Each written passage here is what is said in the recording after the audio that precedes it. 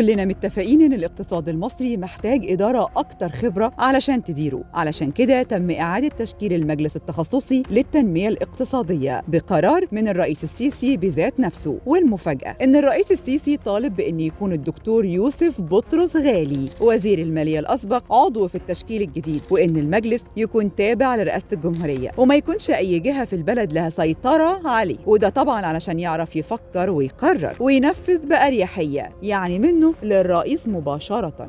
أنا عن نفسي شايفة إن القرار ده قرار طبعاً سليم 100%، ومحدش يقدر يقول إن بطرس غالي، قصدي الأستاذ يوسف بطرس غالي، كان موجود في نظام مبارك وما عملش أي حاجة. لا يا سيدي، يوسف بطرس غالي ده عبقري اقتصاد بالوراثة، يعني مش أي ولا زي. وللي ما يعرفش دور المجلس التخصصي للتنمية الاقتصادية، فأنا بقى هقول المجلس ده بيتخصص بدراسة السياسات الاقتصادية والإنتاجية العامة للبلد كلها وفي كافة المجالات، بالإضافة طبعا لاقتراح حلول سريع وناجز لزيادة الإنتاج وتعظيم الاقتصاد القومي وتوفير كل مستلزمات الإنتاج وتطويرها، وطبعا بالمشاركة مع القطاع الخاص، بالإضافة للقضاء على أي معوقات تؤثر على عملية النمو الاقتصادي وإقامة قاعدة اقتصادية قوية ومتينة، وكمان دراسة الأسواق الخارجية وإمكانية التوسع في تصدير المنتجات المصرية لها. فهل هينجح يوسف بطرس غالي ورفاقه في إعادة الأمور لنصابها من جديد؟ نتمنى ذلك. وهل هذه الخطوة تعتبر مقدمة لعودة بطرس غالي لتولي منصب المالية من جديد؟